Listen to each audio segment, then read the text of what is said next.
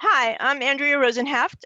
I'm a licensed clinical social worker, and I'm also recovered from anorexia, major depression, and borderline personality disorder. I'm here today with Dr. Charlie Swenson, a psychiatrist and expert in DBT, and Dr. Judit Lendvay, an expert psychiatrist and expert in TFP. And we're just going to have a conversation and a discussion about those two therapies and my experience. I've also had intensive DBT and intensive TFP. So I've been a licensed clinical social worker for over 20 years. And as I said, I'm also recovered from BPD and anorexia and major depressive disorder. And I'm going to let Dr. Swenson and Dr. Judit Lendvay introduce themselves. Dr. Swenson? Hi, I'm Charlie Swenson, and I guess I look forward to this, and I've had a lot of conversations and given a lot of thought to the difference of these two treatments, in part because my primary treatment in treating borderline personality disorder that I first learned, you might say my primary language, was psychoanalytic treatment, and in particular with Dr. Kernberg and what's now called transference-focused psychotherapy. At that point was called expressive psychotherapy. And so I worked with him and ran his inpatient long-term program in the 1980s in White Plains, New York. And so I really was immersed in that treatment. I loved that treatment, was very involved with it until I encountered dialectical behavior therapy in the late 80s when it sort of came into being and came into people's awareness. And I went and got to know Marsha Linehan and started studying with assuming I would be adding that approach on to psychoanalytic approach because it had these behavioral possibilities for treating self-harm that were very specific and some skills. So I started learning that, but lo and behold, that was in 1989, and here it is, 2021, and I'm still practicing DBT and implementing it and teaching it in workshops and consulting and supervising and practicing. So I've had a lot of time to think about the difference of these models. And one thing I just want to say in advance of the rest of this conversation, one of the things I hope that we will get to is that there are caricatures out there of each of these treatments. There's caricatures of DBT that I've found just don't quite capture what it's like or what it would be like to be either a patient or a therapist in it. And I think there's caricatures of psychoanalytic treatment and Kernberg's model. I know that because when I teach people and they ask for contrasts, they often say things about the model that I think is just grossly oversimplified. So I just wanted to say, I hope we'll get to those kind of things. And I think this is a perfect opportunity and a perfect cast of characters. So Andrea, thank you for inviting me to be part of this. Oh, you're welcome. Dr. Lendvay? I'm Judit Lendvay. I remember Charlie as a legend because I was doing my residency in my former life. I've done other things last century, but I ended up at Cornell, which was the mecca of borderline treatments. And so Charlie was a very mythical figure who was versed in both treatments. And I started in my third year participating in Kernberg's groups as they were formalizing the already existing treatment of expressive therapy that had numerous books published by then. So I was there watching how it evolved and supervisions and all that, and learned the method. But in my fourth year residency, I had a grandiose days when I thought that, unfortunately, there is so little in terms of what treatment is recommended to people with personality disorders and what kind of treatment they actually end up getting, that I thought that I'm going to consult with insurance companies, and help them figure these things out. And little did I understand. So I thought that I'm going to also study DBT. And I threw myself into that, and I really liked the group at New York Hospital, and attended a lot of groups, everything else, read the books, but I started to feel really like a split in my head, like two different things that I couldn't really put together. So I realized that I have to decide which one I'm doing. I'm a psychoanalyst by thinking, by history and everything else. So I ended up doing that, but I have a lot of respect and understanding of DBT. And I agree with Charlie, there's a lot of misconceptions, a lot of splitting within the field and all kinds of things, which is very unfortunate. I'm otherwise a training and supervising analyst at Columbia, and I'm a training and supervising transference-focused therapist. I've been since 2015 teaching courses and supervising several groups in Budapest, which has a very rich, Hungary has a very rich psychodynamic tradition. So I learn a lot by teaching a lot and supervising a lot. So that's where I'm at this point. Thank you. So I'm just going to talk a little bit about when I got diagnosed. So I was diagnosed with BPD in 1990. And back then it carried a huge stigma. My parents were told, I was 29, my parents were told that the prognosis was really poor and not to hope for much. And I had the good fortune to be transferred from a hospital in Manhattan to New York Presbyterian Westchester to a long-term unit for a BPD, and they utilized dialectical behavior therapy, and Dr. Swenson was the unit chief. And it was the first time I felt safe in a long time. I felt accepted for who I was. The community, sense of community on the unit was really strong.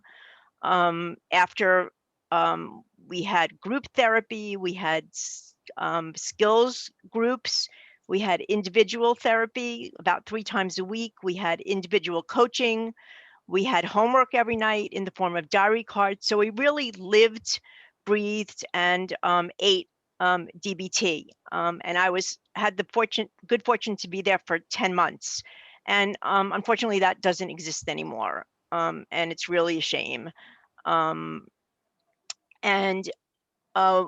You know, informally was just as helpful as the formal DBT skills coaching, because we would hang out like after dinner in the common room and we would talk, and it was the first time we could all be honest and no one would recoil when we spoke about our histories and, you know, the things we would unfortunately felt compelled to do to ourselves and things like that. But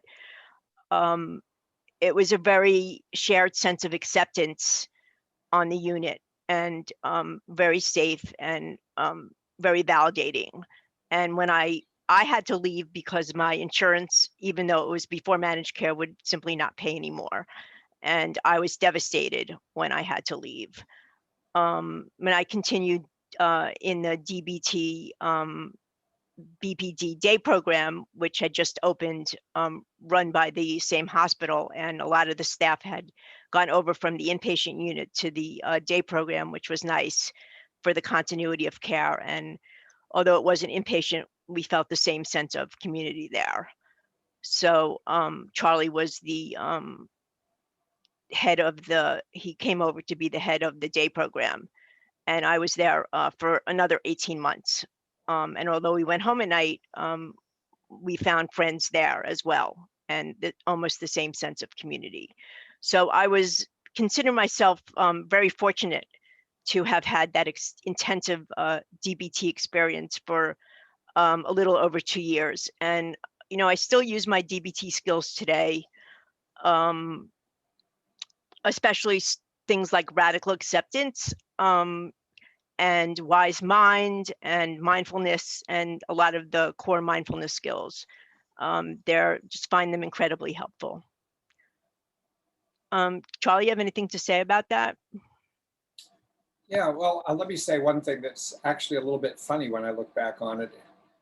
When you said that you moved on from the inpatient unit to the day treatment program, when we had developed this inpatient program based on DBT, and I had previously been running the inpatient program based on transference-focused therapy, so I switched over and was running this, and it was a specific goal of ours to create a sense of safety.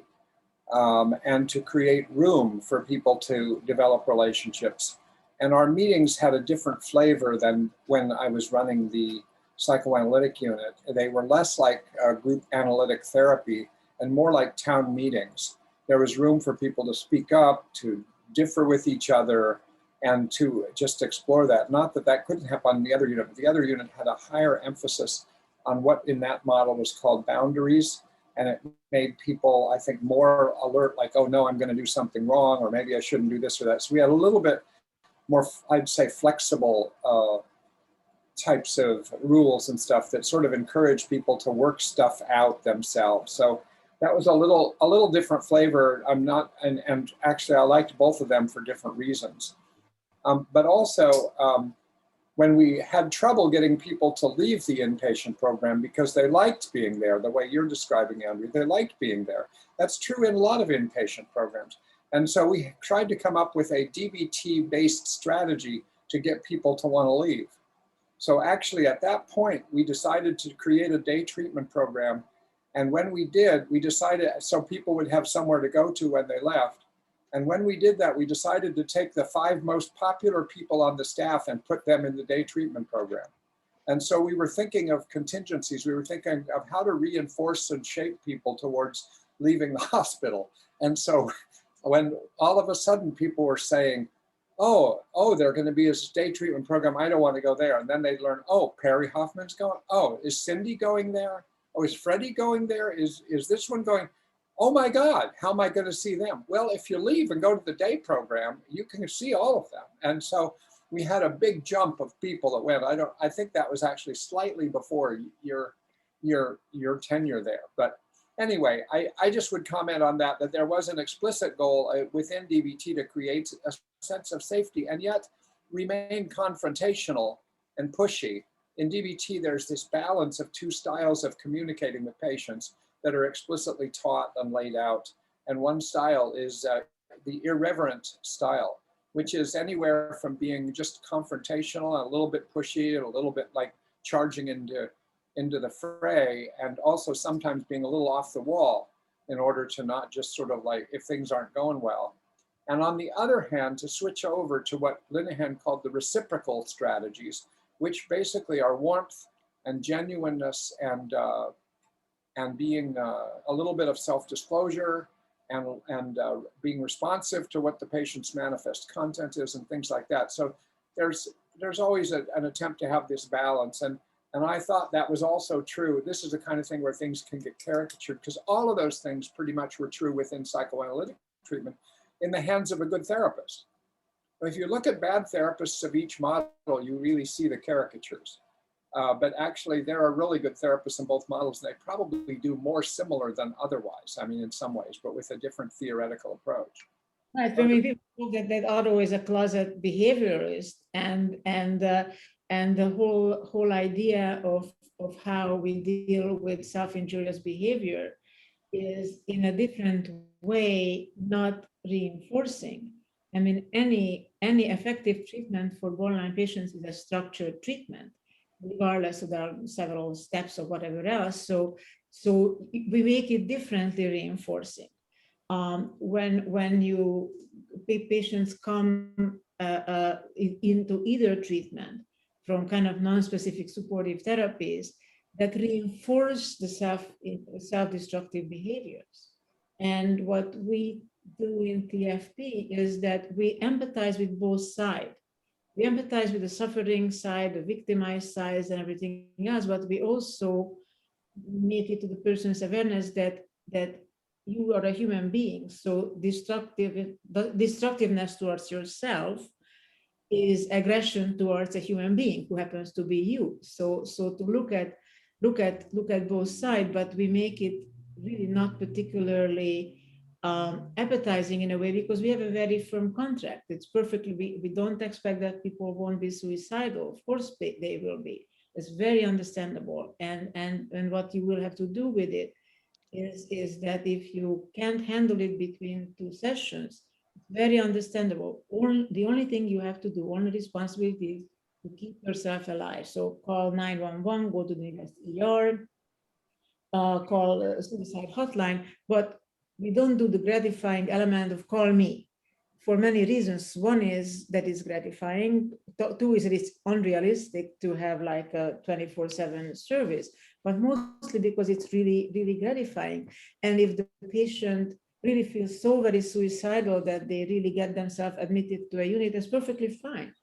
But if they do self-harm without following the contract, then we have to discuss, can we continue working together? Now, it's different if somebody is like scratching themselves or taking 5 Tylenol, or really some people do highly lethal behaviors. So we wouldn't. Different therapists look at it differently, but eating disorders or any other impulsive and self-destructive behaviors, we have an agreement with the patient of how the two of us are going to work with that. So we try to meet each other halfway. Obviously, the behavior will be there, but if, let's say, somebody's weight goes below a certain level, the person will have to be hospitalized, like it or not. And I'm not going to be the one who weigh you. You have to go somewhere to a nurse or somebody else with whom I have a communication who will tell me that the BMI is this or that. And if it goes there, then we will continue working once you reach the level where you need to be. You don't want to be there, but and then the other thing is that any psychotherapy study would say the same, that regardless of the methodology, the warmth, the empathy, and the flexibility of the therapist and the match of the therapist and patient are core essential things. So just like Charlie, you said, there are good therapists and bad therapists on each side, but there is a lot of misconception, much more in the outside than within ourselves, who know which end is up and have a lot of respect for each other. I want to say something, then I want to ask Andrea something about this. When I was for several years, I was in weekly supervision with Otto Kernberg about using this model.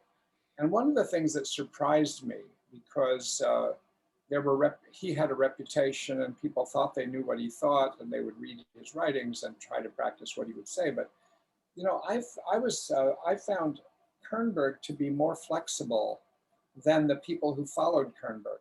And I still remember who those people were. The people who were Kernberg's main followers would be much more rigid with respect to self-harm behaviors and suicide attempts and things. And I'd come in a supervision and say, Dr. Kernberg, here's what my patient did. Should I have really done this? Should I have done that? And he said, Charlie, who knows what you should have done? He said, he says, there's not like, and I said, but Kernberg, I thought there was a rule that if this happens, you should do that. He said, you've got to write something for books, but now you're dealing with a human being. And so sometimes you do this and sometimes you do that. And sometimes if they need a little support when you're on vacation, you could let them have a picture of you. And I couldn't believe it because I was on my own program teaching people never to do things like that. But he was more flexible and had different ideas of some people need more support and other people need this. So I found that interesting when you really go to the source, whether it's Kernberg or Marshall Linehan, and you're actually in dialogue with them. You learn different things than if you hear what the talk is about what you're supposed to do in their models. And I wanted to ask you, Andrea, when Judith was talking, I don't know if within your experience of both models, whether you had behaviors either of self-harm or other self-destructive behaviors that took place within both models. I wondered if you had a different experience, and you had friends in the different models too. I mean, did you have a different experience of what it would be like in the DBT program to harm yourself or to do anything else like that versus what it was like when you were working with Dr. Lendvay? So, when I was working with the,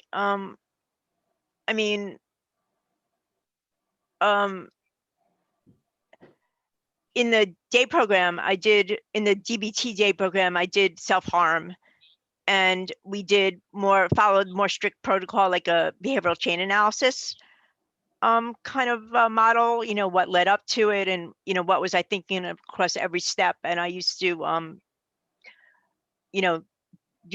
do so quite severely. And I was pretty chronically suicidal even after I left the unit. And I did make one attempt, and my therapist hospitalized me. And then, the contract that Dr. Lendvay was speaking of, I had a contract, and it did have a item about my weight and self-harm, and it also said that if I attempted suicide, and Dr. Lendvay would do everything she could to save me, and then she would end the treatment. And I started working with her in 2005. And I was very depressed. I just lost a job, my first social work job, and I was suicidal, and I was hospitalized like 6 times in like 18 months. And I underwent ECT. I had an intractable depression. I couldn't work, but I didn't make any attempts. I just was fantasizing about it. And finally I came out of that, and I returned to work, and we continued working together. But in 2013, my father passed away, and we had a very conflicted relationship. And the intensity of the emotions I felt, which were unexpected, and I expected to feel relief that he passed away, and I felt rage and resentment, and I imploded, and I attempted suicide, and I was terrified that Dr. Lendvay wouldn't work with me anymore because of the contract. And we had a meeting after I got discharged from the hospital, and she made a decision that we can continue our work together.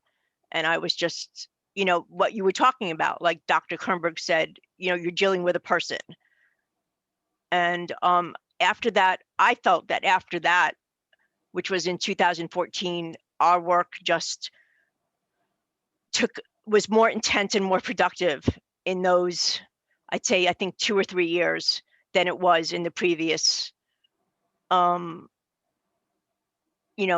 9 years. Something just clicked, and what do you think, Dr. Lendvay? I think what happened was that you were so frightened of your own anger. Mm-hmm. You had this expression, you have these beautiful dark brown eyes, and these dark brown eyes would turn into an abyss. And I would routinely ask, what's there? And then you say, you can't talk about it. And I said something along the line that I can think that, what can you tell me that would be really shocking? I mean, okay, whatever, I might have joked that, did you murder grandma and cut her up to whatever, are you Jeffrey Dahmer or something like that? I mean, I don't know what, and you couldn't.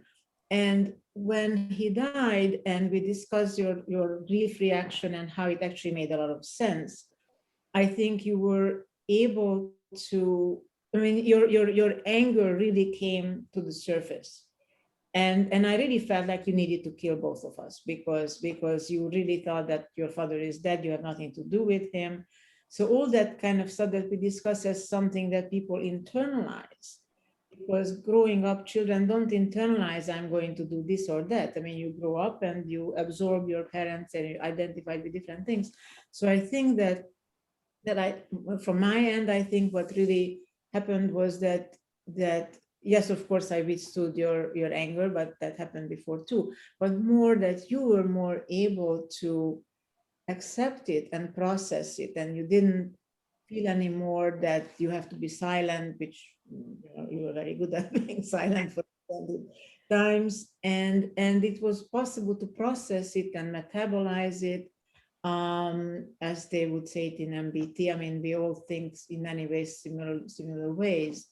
And there was, if I may also say, there was a time, there was many years when you just couldn't imagine that you ever wouldn't want to be in treatment with me. That was before the big thing. And I questioned that. I mean, can you imagine that at some point you simply just would feel like, oh, I really don't, because therapy became a life. And in TFP are very much focusing on therapy not becoming a life substitute, which is why we have contract with the patients that they have to do something. A few hours of volunteer job, studying something, working, things. So the therapy doesn't become a substitute of life. And then, lo and behold, you really started to feel like you're done. It's fine. We are okay. You are okay, and you know that I'm alive until I die, and that you can find me. But the other thing along those lines is that loss is a part of life, and denial of loss is something we would all love to engage in. But when it happens, it leaves you completely unprepared and more destructive than otherwise. So we survived that here, and here we are. Yeah. What I find interesting hearing you talk about that, and is that though the theories are different at understanding and talking about this and how the mind is structured and how behavioral patterns are structured. I mean, I've taught both of them psychoanalytic treatment a long time ago, but it's still very familiar to me. And yet, I'll tell you what is absolutely in common with what you were saying and a DBT formulation is that a DBT therapist would say that self-harm behaviors, other self-destructive behaviors, deadening the therapy, dissociating, having all kinds of reactions that actually get in the way of progress in your life, are one version or another of an escape from an emotional situation that's intolerable. And that emotional situation might be intense anger at what has been done to you. It could be intense grief at what you have lost in your life. It could be intense fear about people who have traumatized you before, and that you're living with that. And so, I think both treatments carry with them that there are things going on that are several steps removed from the destructive behaviors that are on the surface and that are being presented. And so in DBT, the ultimate goal of DBT is emotion regulation.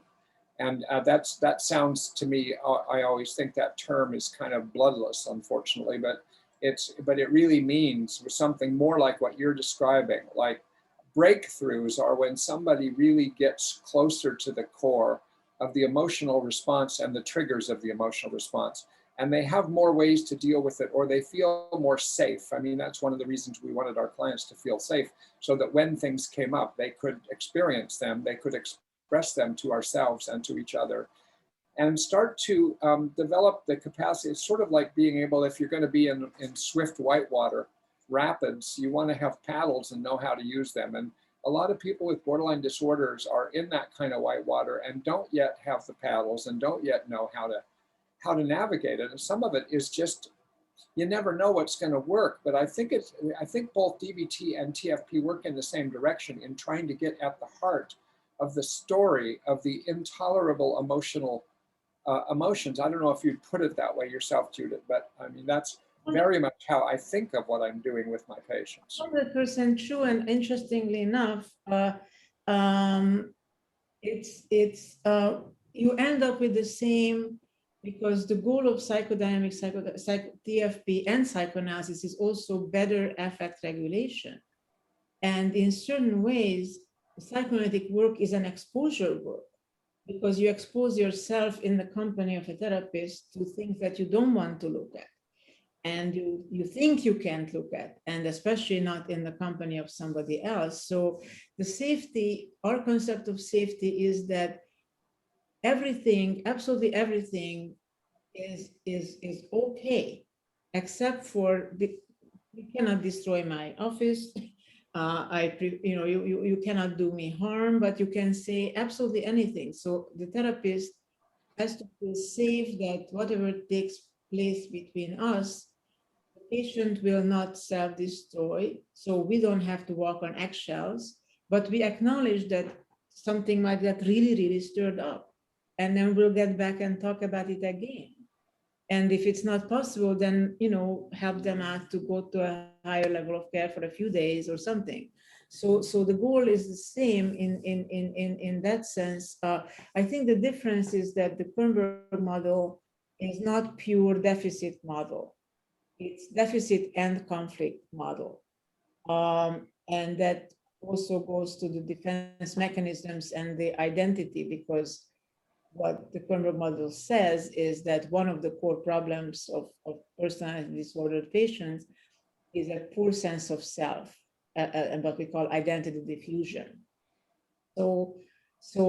And that gets resolved over a long time, which is why TFP actually has a kind of a more lofty aim of really healing the split in a personality and helping developing a true self, a true identity, and the capability of sustaining goals and sustaining relationships, where very much like what they say in DBT, build a life that's worth living. But you can build a life that's worth living if you have a sense of inner self and integrity that can withstand setbacks, and who knows that actually this is what I want to do with my life, and not one day this, another day that, and all the rest of it. So in that sense, it's safe because the patient knows that I can hear absolutely everything. You can yell at me, you can scream at me, you can send me to bloody hell, whatever else. I'm trying to understand what's going on right now. So that has an inherent safety that you can't destroy the therapist. A very quick anecdote about it. Frank Yeomans on 5 North was supervising me, and this patient was allowed to go to the OPD where I was seeing patients, but was self-destructive, had to be on the unit. So this is a woman who was keeping knives under her bed and things like that at home. So I went and we had a session. And I don't really remember what we were discussing. She got up and stormed out. And I sat there. And this was like in the first 7 or 8 minutes of the session. And I sat there until the end. She went by sometimes, so she saw that I was there. And then Frank Yeomans asked me in supervision, what did I think? Because then the next session was better. Frank was then asking, what do you think helped? I said, I think just that I stayed there. You know, and that gives a safety to the patient that you cannot destroy the therapist. And the therapist is also not, the therapist cannot work under a threat of you're destroying yourself, because I need to have a freedom to think about you and talk with you about us. It's always about the 2 people in the room. So it's a different way of establishing a sense of safety, but like I said, we do have an aim of personality, we love to say, and as structural change. We really like to accomplish people's psychological defenses to become more mature, more healthy, better functioning. But it also comes with better affect tolerance. I mean, when you're enraged, all of us are splitting. You know, so, or when we're in love, all of us are splitting. So under intense affect tolerance, we all split. But for a borderline patient, in a drop of a hat can, you know, trigger intense affective states, and the goal is to kind of integrate those parts. See, it's hard to know exactly where to draw the line of how these treatments are different. I could say a lot about that, but I actually want to get beyond the talking points level, where it's easy to, you can read about each model, you can see the difference. I've written an article myself about the difference between the 2, and other people have done that. But I think that when I hear you talk, Judit, most of what you say, I'm fine. I feel like, yeah, I have a different way of getting to the same things, but some of the same sort of intermediary goals on the way to the big goal are not that different, but certain things are different. What you said early in this conversation about in TFP, there's concern of not wanting to offer too much gratification. And I think that that's just not something that would come up in a DBT context. It just wouldn't be thought of that way. You would think about what's reinforcing what. what's reinforcing problematic behaviors, what's reinforcing skillful behaviors. And it isn't just a deficit model, it's a deficit model plus a capabilities model, plus a motivational model, but it isn't the same. I think a DBT therapist is not thinking about structural intrapsychic change because that actually just isn't even part of the model. But you know, over the years, I felt like, this is going to be a caricature, but on the way to making a point, is that I found that a behavioral model of treatment, you might say, is a horizontal, the therapist is thinking horizontally and chronologically. So that when you do a behavioral chain analysis and somebody right here has somehow harmed themselves or they have some problem behavior and you are analyzing that. In DBT, what you want to know is all of the antecedents over here that led up to that behavior. And it's chronological, it's towards a horizontal thinking, even if it's in-depth things, and then what followed it.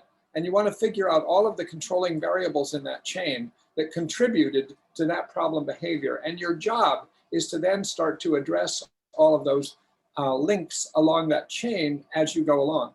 I found in psychoanalytically oriented treatment, and first I was psychoanalytically trained and then with Kernberg's model, is more, it's a more vertical thinking. Like what's underneath this? What is the underlying, what are the defense mechanisms and what's the anxiety underneath that? And what's the conflict about that's generating the anxiety? And what are the fantasy scenarios that are generating the conflict? It's sort of like how can we go, beginning with Freud, from conscious to unconscious, from surface to depth, and that sort of thing. I think that's inherent in the model. So to say what I'm saying overdraws the difference because actually in treatment, I'm doing a lot of the same things I would be doing in either model.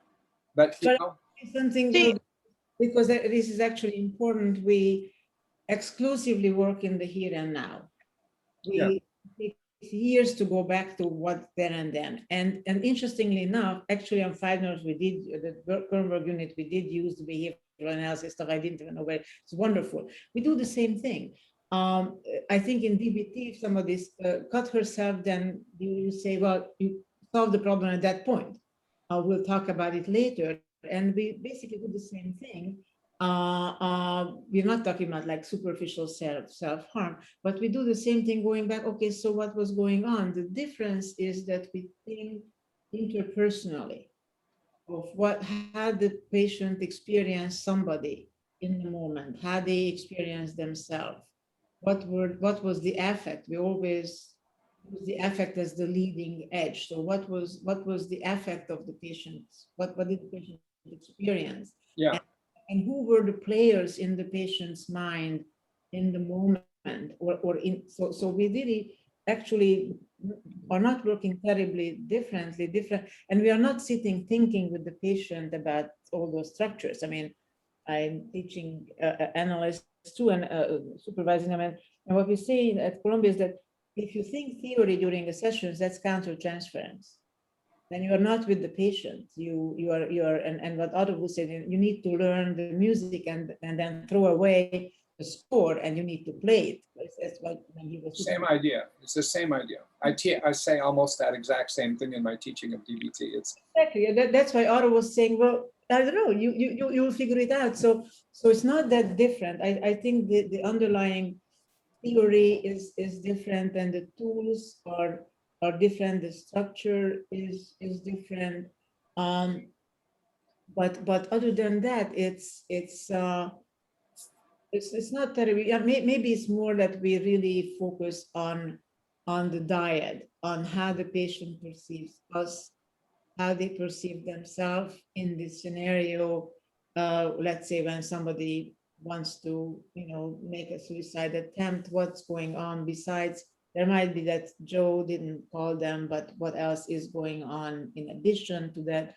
And so in that sense, it's not very different. But I have to say that the self-destructive behaviors tend to stop in 6 months to a year. I mean, there are people who are extremely self-destructive, and sometimes we need to hospitalize them.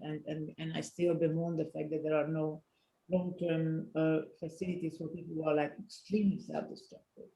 But most people are not that terribly lethally self-destructive, and they typically relinquish those behaviors within a year. Little relapses here and there are possible, but not. So the affect tolerance is the same. We call it affect tolerance. You call it emotional regulation. It's the same thing. People, these are very, very vulnerable people who experience extreme, intense affects much easier than the rest of us. And we work differently in helping them to tolerate their affects and not to be so vulnerable to those affective states. So I want to go back to the trust, therapeutic alliance kind of thing, because you were the first therapist I was able to trust with a lot of,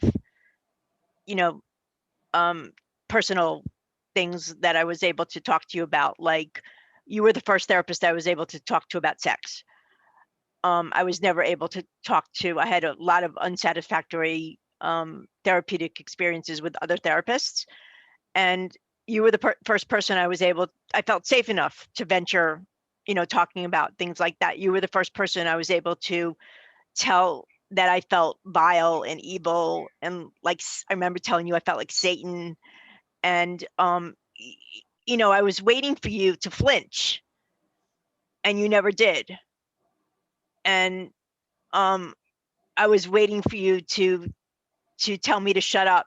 That was horrible. That was, tell me to invalidate me basically, and to tell me that I didn't really feel that way. And you didn't. You just sat there and listened, and that to me was a revelation. I was waiting. It was just, little by little, I think, we built, really little by little, but, I built up on that, and I finally felt, safe enough with you to venture, sex and sexual fantasies and things like that, because it had just been a disaster up until then. Even my mother and my parents, my mother had never talked to me about sex and things like that. And, it had, I think, and, the silences, I remember you confronting me on that and saying, when I told you that it was because I was thinking, because my father had always, devalued me, and I remember you confronting me and finally going, bullshit. I don't think that's it. You said, I think you're angry at me. And I was like, no, I'm not. I was no, never. Because I was so afraid of losing you. I was so afraid of rejection and abandonment. See, I would say about that, Andrea, that what Dr. Lendvay did with you, she did over time, bit by bit, she created what any really good therapist wants to do, whether it's this model or that model, or transference-focused, or mentalization-based, or schema-focused, or DBT. A really good therapist wants to get to that point in using a model, and I think a model is a pathway to get there, and it's probably beyond what anybody has been able to do meaningful research on between the different models. Because I just find that after all the years I've done DBT, that my biggest challenge, and when I supervise people, is to help them stop thinking about, it's sort of like what you said, Judith, in psychoanalysis, to stop thinking about DBT while they're working with the patient. It's a paradox in each of these cases. It's sort of like, if you're going to, you want to be absolutely yourself. And if you're the kind of person who can listen to anything, and you're the kind of person who can tolerate things, and you're the kind of person who can make comments in the middle of a storm, and hopefully hold the ship. Every model has really good therapists that can do that sort of thing. So I'm not sure that's model based. It's hard to say. I do think that psychoanalytic treatment more explicitly aims for things like that. My learning experience, beginning with analytic training and with Freud, and then with object relations theorists like Winnicott and Guntrip and Fairbairn and those people, where they were absolutely laying the groundwork for exactly that. Whereas Linehan wasn't laying the groundwork for that per se, she was laying the groundwork for behavior change. But I think you still need to have that kind of attachment where you can lean into the therapist and feel like, okay, I got to tell somebody this. And the therapist has to be there to meet you in whatever model. And I actually want to say, because something occurs to me in terms of the stigma and all that about borderline patients and personality disordered patients in general. First of all, I think that not everybody is cut out to do the work. If you are a therapist who must be loved and liked, you're not cut out for either way. If you're a kind of therapist who need more immediate gratification, and I'm not saying it in a critical way, the beauty of our field is that you can find what fits you. I do believe that to work with borderline patients, one has to have some capability of tolerating aggression, frustration, whatever it is, and not really needing short-term, but have to have a faith that this in the long run is going to work. So I think the borderline patients carry a lot of trauma from the mental health field, because patients, oh, I hate borderlines, because they don't know what to do. They are helpless, they don't understand. I think once you teach them, they start like working with people, because then they don't feel this skill. They understand that when the patient devalues you now, tomorrow you will be the best therapist, in which case you should also be on high alert because it's going to change. But you don't feel that this is against you, that this patient is doing something to you, the patient is doing whatever. So I think that's part of it also is that a lot of therapists simply don't know what to do with borderlines, and some or personality disorder patients in general. And also some therapists have a different psychic makeup, and this doesn't fit them. And that's perfectly fine. Then one needs to know about oneself that, okay, well, I'm going to do something else which fits me better.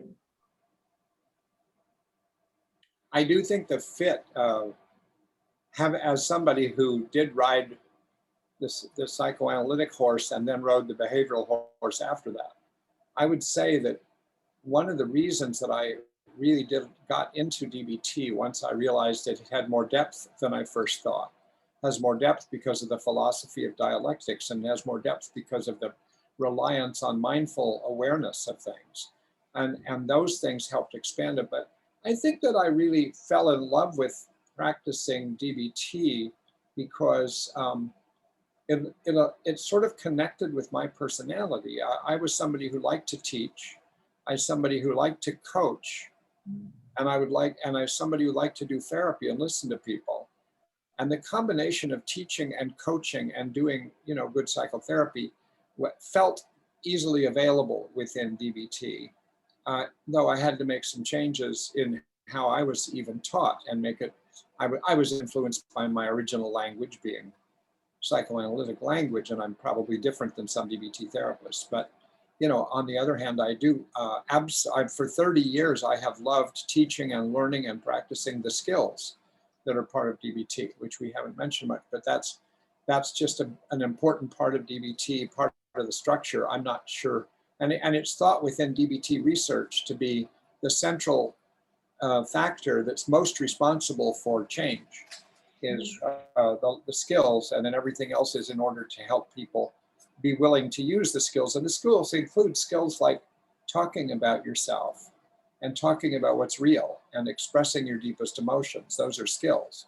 So it's kind of like these horizontal and vertical models actually are more diagonal than it appears. I mean, they connect to each other at many points. I know, Andrea, that based on what we discussed at the beginning, we're right toward the end of our time. And the other thing I want to say is that when a treatment works well, whether it's DBT or a TFP or something else, I think a lot has to do with the nature of the patient. so that you happen to be an intrepid explorer. I mean, you've never stopped. I mean, even though you almost ended up dead in many different ways, I think, and you've suffered immensely, but somehow you kept getting back on the horse, and you went long enough to find a therapist that you could really work with and go in depth with. And so I think we're not just talking about TFP or DBT, it's also the match with the patient. And you're unique in having matched up with both therapies, and you actually talk about them in credible ways about how each of them was helpful to you. And that matters a lot. Not everybody fits every therapy. Thank you, Charlie. Yeah, I guess I just had this somewhere deep-seated will to survive and get better, and just somehow found it. I just want to say something about I just think people who may be watching this may be wondering how I have afforded all this intensive treatment. And just as I mentioned that the long-term unit was before managed care, so insurance paid for that, and even Medicaid paid for it in those days, by the way. Yeah, and unfortunately that's no longer an option for some people. And the intensive treatment I had with Dr. Lendvay was out of pocket, and it was a combination of, I was with her, worked with her for 11 years.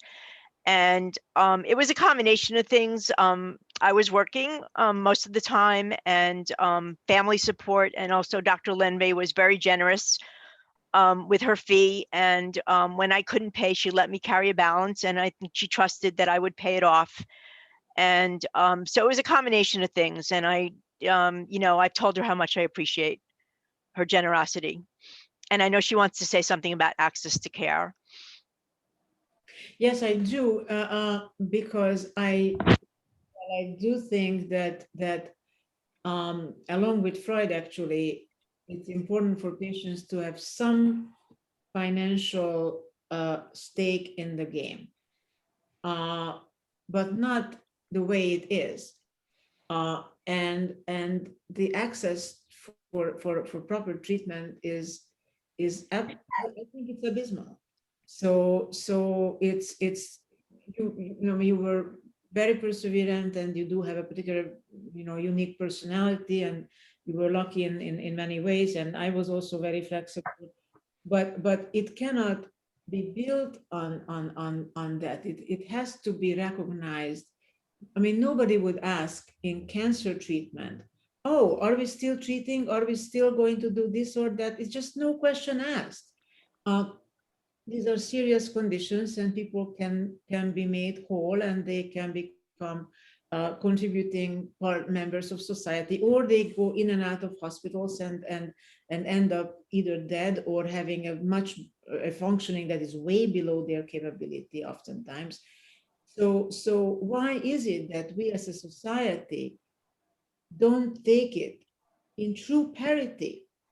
We talk about parity, but I don't think there is a real parity still. And I'm very passionate about it, and I find it very upsetting. There's nothing I can do about it, but other than it's very upsetting. And it's also neither commiserate with neither is it parallel with the severity of the patient's illness, nor is it parallel with the amount of training it takes to do either DBT or TFP.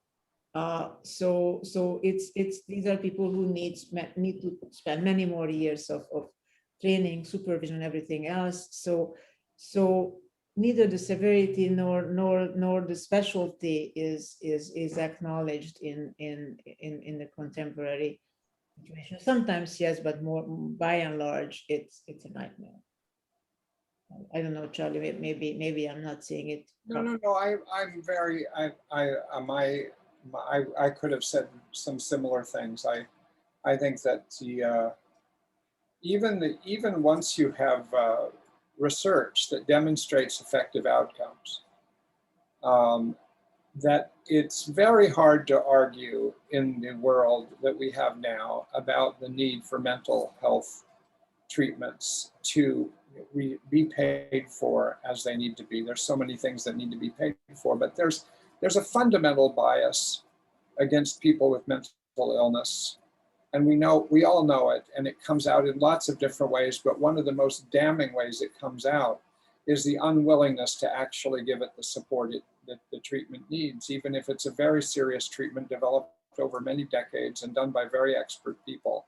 It really, no, I think it's a real, and I think what one can do is mainly being chipping away at whatever level, whether it's one-on-one or whether it's politically or within the profession or in talks like this. It's just kind of like continuing to say, this is a huge problem and it is based on bias. So it does make, that's the big picture about trying to get access, is that you would have to see it, like you said, like cancer, or the fact that you have in this country in the past 3 years, every year you have an average of 45 to 47,000 people kill themselves in our country, and you have about 25,000 that have homicides. And yet homicides are always much bigger news than suicides, for instance. And firearms play a big role in both. And of course, we know there's lots of political issues there. It's very hard to not have a lot of firearms around. So it's a very big topic, and I appreciate that you brought it up. I personally need to go. I need to end this meeting in just a minute or two, because I had actually made a plan from this, but I really appreciate that you brought that up. And Andrea, for you just being out there, out front, talking about, that not everybody can afford what you did, even though it was, I think one reason you could afford it was your tenacity. And one reason your tenacity took hold of some pretty good treatments. And you were fortunate to be in White Plains, New York, I think, and encounter a couple of really good treatments. And then it's something worth fighting for, something worth paying for, somebody worth working for. Yeah, definitely. Somebody like Andrea is one of the people who does more than most for destigmatizing, by being out there, being so honest, so productive as a writer, a speaker, everything else. I can't thank you enough, and I can't underscore enough of how much you are doing for the cause, really. Thank you. Thank you. So thank you, Dr. Lendvay and Charlie, and great discussion. Thank you. Thanks to both of you. It was really interesting, and I hope it's useful for some people to be able to watch this and learn what else you're doing. Thank you. Okay. Good. Thank you. Thank you. Bye. Bye. Bye.